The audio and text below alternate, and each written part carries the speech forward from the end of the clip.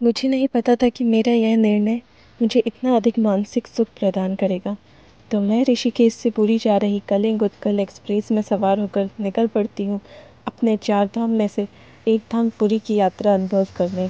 घर से पहली बार इतनी दूर यात्रा करने निकलने के कारण पापा और भाई मुझे छोड़ने आए थे स्टेशन पर। मेरी इस यात्रा में शामिल हैं हमारे पड़ोस में रहने वाले एक भैया, भाभी, दीदी, बुआ, फूफा जी और एक चाचा जी।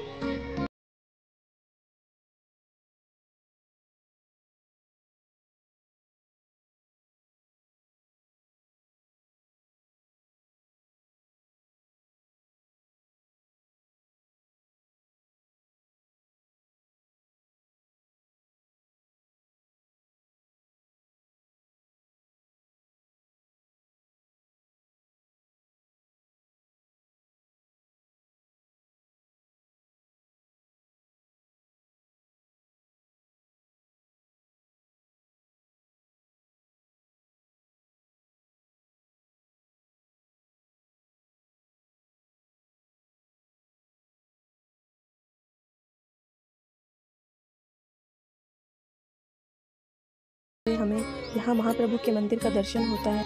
वर्षों की आशा आज आंखों के सामने।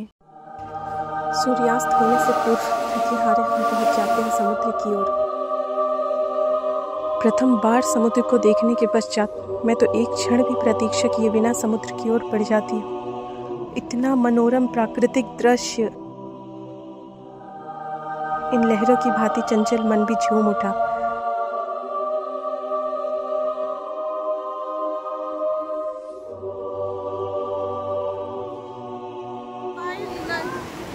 पैरों से रेत खिसक रही है ये तो।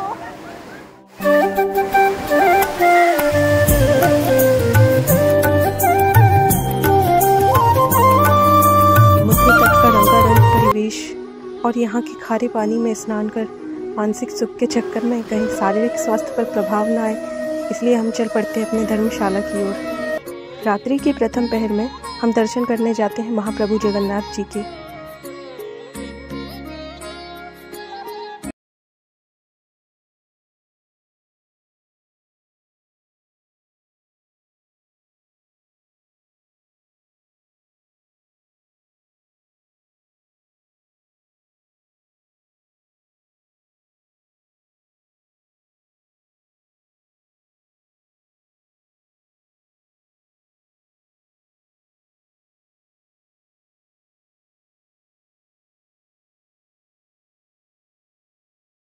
प्रसाद पाते हैं।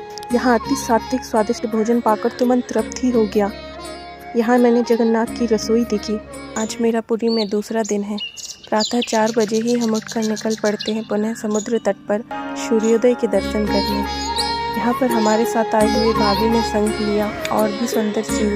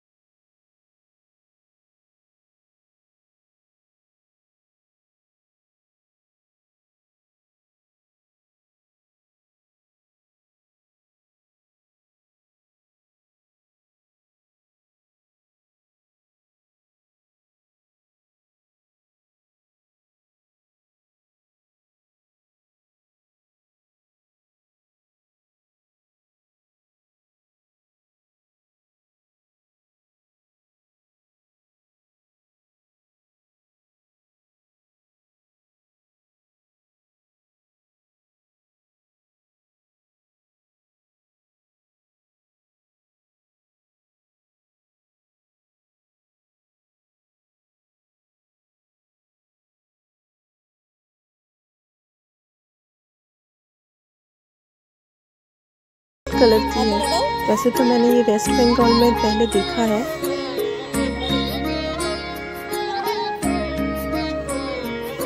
इसके बाद हम लाइन में लगकर साक्षी गोपाल जी के दर्शन करते हैं, मंदिर की परिक्रमा करते हैं। और पुनः अपने धर्मशाला जाकर कुछ समय विश्राम करते हैं। इसके पश्चात ही हम निकल पड़ते हैं अपने अगले गंतव्य की ओर, जो कि थी चिल्का झील।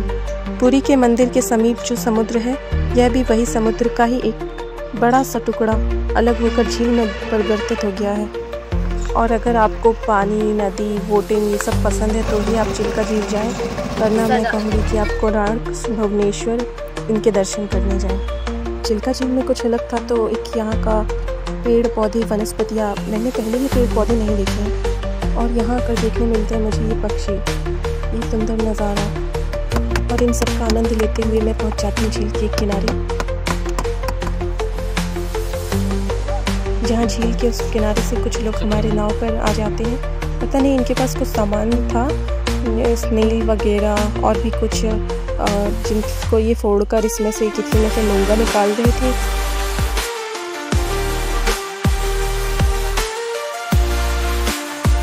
और किसी में से पर्ल निकाल रहे थे। मुझे असली मूंगा, नकली मूंगा इनका कुछ ज्ञान नहीं है, इसलिए मैंने उनसे कुछ नहीं लिया। अगर आपको असली नकली की पहचान हो तो आप कृपया कमेंट में बताएं क्या ये असली था। चमक है, क्वालिटी तो कीड़े का तो पूरा सेट। ये सारे को सारे ही जिंदा है, वजन भी है। साथ ही यहाँ पर मुझे एक चीज़ अच्छी लगी, ये रेड कलर का क्रैब देखिए। ये इनका कहना था कि ये कैंसर के ट्रीटमेंट में इसका उपयोग किया जाता है और ये बहुत ही रेयर है।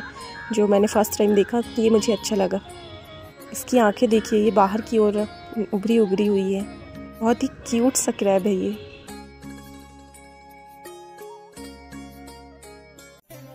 तो आज हमारा पुरी में तीसरा दिन है, जहां हम आए हुए थे जगन्नाथ प्रभु के मासी जी के यहाँ। जगन्नाथपुरी में रथ यात्रा के दौरान भगवान जगन्नाथ अपनी मौसी गुंडीचा के घर यानी गुंडीचा मंदिर जाते हैं और वहां दिनों तक ठहरते हैं। यह यात्रा आषाढ़ महीने के शुक्ल पक्ष की द्वितीय तिथि से को शुरू होती है। यह मंदिर भगवान जगन्नाथ की मौसी गुंडीचा को समर्पित है। इसके साथ ही हम पहुंच जाते हैं बेड़ी हनुमान मंदिर। कहा जाता है कि समुद्र की लहरें पुरी के मंदिर को ना डुबो थे, इसलिए हनुमान जी को यहाँ बांध कर रखा गया था।